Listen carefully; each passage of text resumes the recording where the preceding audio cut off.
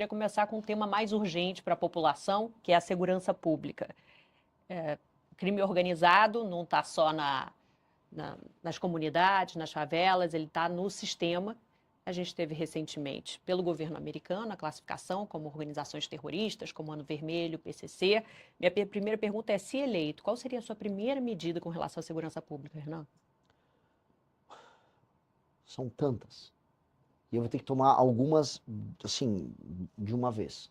Primeira coisa, na própria transição, eu preciso já passar um aumento de penas para todos os crimes violentos e uma adequação do Comando Vermelho, PCC e outras facções naquilo que eu chamo de status de inimigo, que é a aplicação do direito penal do inimigo, que quem trouxe isso para o debate público no Brasil fui eu. Agora os outros começaram a imitar nas campanhas, que é entregar um status anômalo para essas entidades. Os Estados Unidos qualificou os PCC e Comando Vermelho como organizações terroristas internacionais, o que é um status diferente, que pode até gerar problemas para o Brasil. Olá, já deu seu like? Não deixe de ajudar o canal. No mês de março eu faturei cerca de $4.600, totalizando aí deu um pouquinho mais de R$23 mil apenas com a AdSense do meu canal, postando cortes do MBL. E se você tem interesse em criar seu próprio canal de cortes, ajudar no projeto e ainda poder ganhar com isso, é só clicar no primeiro link da descrição desse vídeo, ou então ler o QR Code que está aparecendo aqui no meio da tela, que eu vou te explicar um pouco mais sobre isso.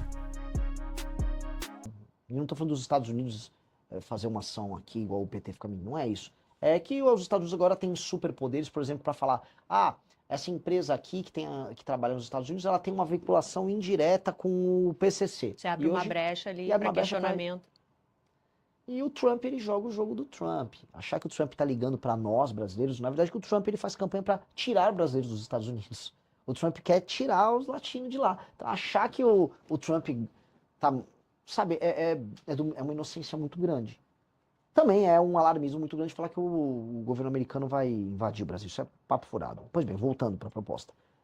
Nós temos que entregar esse status para esses grupos. Quando eu entro no meu mandato, com esse novo status, com esse novo marco legal, que altera Código de Processo Penal, Lei de Execuções Penais e leis penais, com penas mais duras, ou seja, vai ficar muito difícil para um criminoso, quando pego, sair da cadeia, especialmente os crimes violentos. Aí nós vamos recuperar nacos do Estado brasileiro que estão nas mãos deles. E para isso, essas regiões precisam, isso na minha opinião, isso é opinião de especialistas, estou falando de gente do BOP no Rio de Janeiro, estou falando de comandantes e oficiais das polícias nos estados. Você está trabalhando com alguém específico na área da segurança? De alguns. No Rio de Janeiro, o comandante Busnello, o coronel Busnello, um dos maiores snipers, membro do BOP, provavelmente, hoje ele é um pré-candidato ao governo do Rio de Janeiro junto com o bombeiro Rafa. Mas é sabido, se você não tiver, por exemplo, um estado de defesa em determinadas regiões, o que é o estado de defesa? É um status especial maior do que da GLO, que permite que a polícia entre em domicílios sem mandado. Então a gente coloca todas as regiões, uma favela aqui, uma cidade ali, em estado de defesa, por uma semana, 2 semanas, e lá você pega todas as lideranças. Você faz. Sabe aquelas invasões, aquelas incursões que a polícia faz na favela? Muitas vezes eles não conseguem pegar certas pessoas que se escondem nos domicílios de outras pessoas e você não consegue entrar. A polícia, se for para pegar, eles têm que pegar e pegar de uma vez. Quem trocar tiro morrer, os outros têm que prender. E aí, nesse novo marco que altera as penas, prender muito preso, né? Prender por muito tempo em presídios que nós temos que começar a construir, novos. Aí vem aquela discussão, mais escolas ou mais presídios? Mais presídios. O Brasil parou de nascer, gente, eu preciso melhorar as escolas, eu preciso ficar construindo muito mais escola. A demografia brasileira estava se alterando. Eu preciso fazer escolas melhores, mas eu preciso fazer mais presídios, eu preciso fazer muito mais presídio. E aí, com base nisso, nós vamos iniciar uma guerra contra eles, retomando esses territórios. Como eu vou ter alterado todas as leis que envolvem crimes violentos, ou seja, uma pessoa assaltou você com a mão armada no meio da rua, ele não pode pegar menos de 30 anos, sem progressão. Porque uma pessoa que botou uma arma na tua cabeça, ela se tornou juiz da tua vida. Ela pode decidir se você vive ou morre por causa de um celular, de uma aliança. Definitivamente esse cara tem que ter uma punição muito grande. Punição de país sério. Aqui não, o cara nem preso fica muitas vezes. Então nós temos que alterar essa dinâmica. Isso vai desconstruir a indústria do roubo e do furto que nós temos no Brasil, enquanto paralelamente o Estado age com inteligência. Como é que eu desmantelo o PCC? É só reocupando o território? Não.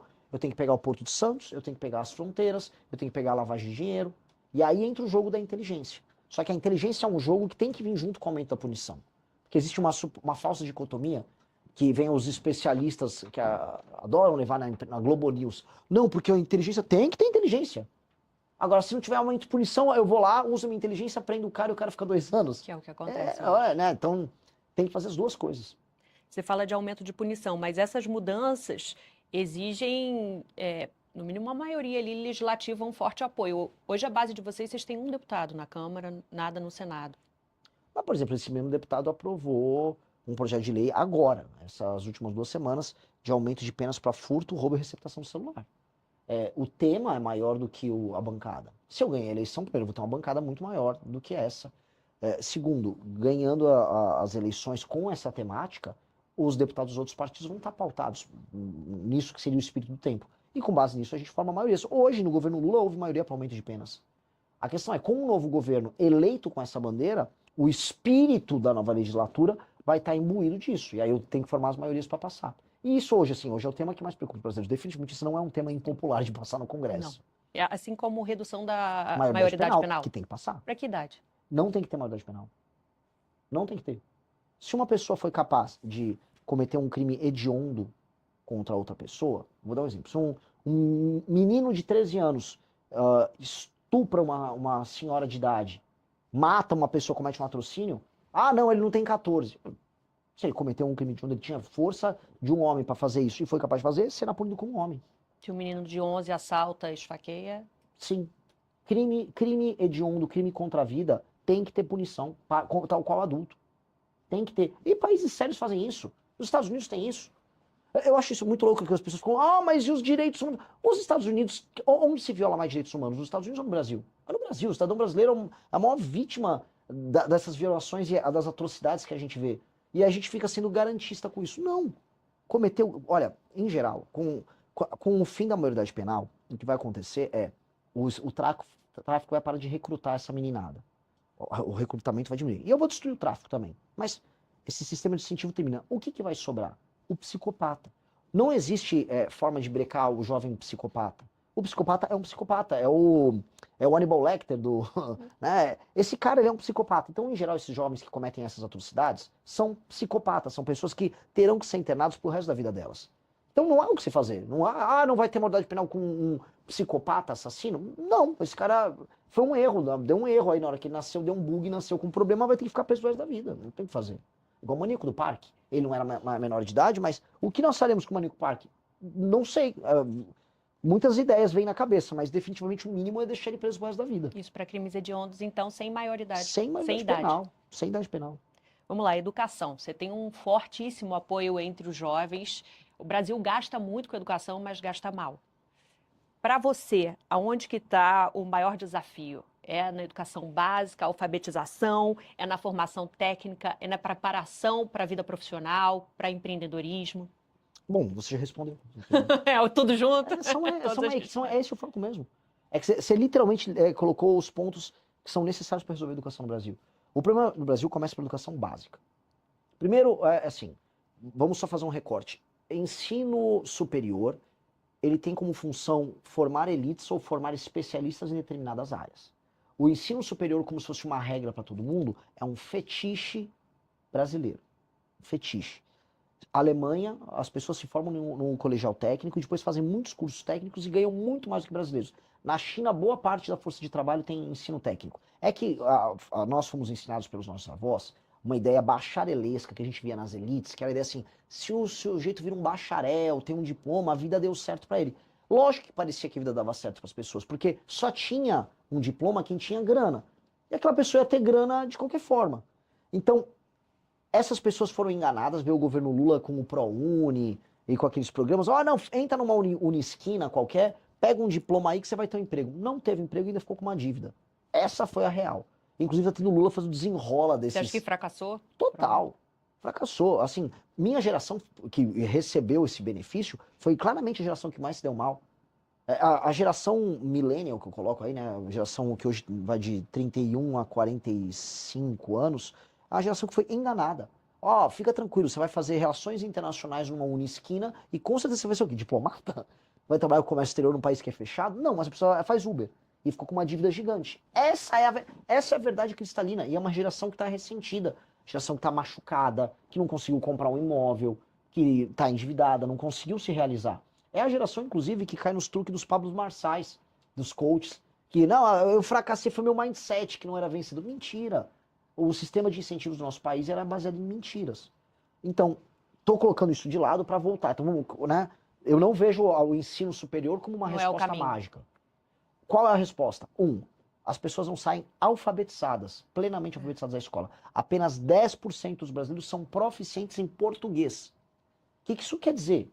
Que nós conseguimos dominar, apenas 1 em cada 10 brasileiros dominam a própria língua.